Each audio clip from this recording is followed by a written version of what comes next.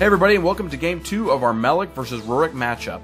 If you missed Game 1, be sure to go back and check that out. Once again, we will be playing with the French 1v1 Commander rules, check those out in the description. And let's get started with Brian playing Ruric Thar the Unbowed, and myself playing Melek Izzet Paragon. Here we go, Game 2. My starting hand contained a Flame Slash, Cryptic Command, Talrand's Invocation, Mystic Speculation, Lightning Bolt, an Izzet Guildgate, and an Island.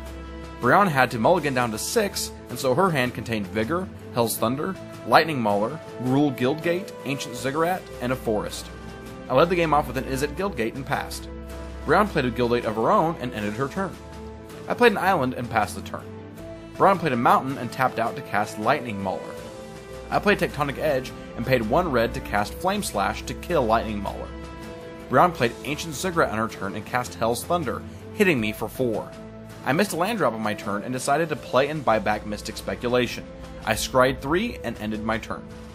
Brian played a Mountain on her turn and cast Oracle of Moldiah, revealing a Stomping Ground and putting it into play tapped. On my turn, I played an Island and decided to pass the turn. Brian played a Mountain on her turn and attempted to cast Ruric Thar, but I countered it with Essence Scatter. She then played an additional land, a Forest, and passed the turn. I missed a land drop on my turn and passed. Brian went straight to combat and hit me with Oracle of Moldiah. Post-combat, she tapped 4 to cast Boldware Heavyweights, but I countered it with Cryptic Command and chose to draw a card. On my turn, I cast Talrand's Invocation, getting 2 2/2 Flying Drakes. I ended my turn. Brian didn't play a land on her turn and cast Vigor. She then went to combat, swinging at me with her Oracle. I chose to take 2, and she passed the turn. I drew and missed another land drop, unfortunately having to pass the turn back. Brian did nothing in her first main phase and went to combat, attacking with Vigor and Oracle. I chose to double block Vigor with my Drakes and then finish the job with Magma Jet, ending up still taking 2 from Oracle and 2 in trample damage from Vigor. Brian then cast Arbor Elf and ended her turn. Finally getting a land drop on my turn, I played an Island.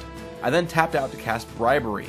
I searched Brian's library for an Inferno Titan and used his Enter the Battlefield ability to shoot Brian's dudes before ending the turn. I played Temple of the False God on my turn and chose to cast Melek, revealing an Aetherize from the top of my library.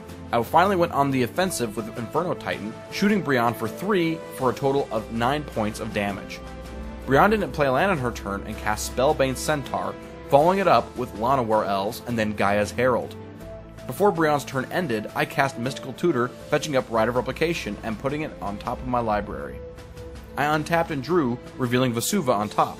I then cast the Rite of Replication that I just tutored up and made a copy of Inferno Titan, using his Enter the Battlefield ability to shoot the Spellbane Centaur and the Gaia's Herald. I then swung at Brian with my first Inferno Titan, shooting Llanowar Elves with 1 point of damage, and then Brian for the other 2, hitting her for a total of 8 damage. I then ended my turn.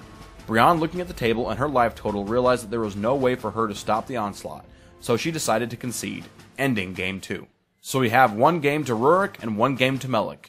You won't want to miss how this matchup ends in Game 3. Check it out now.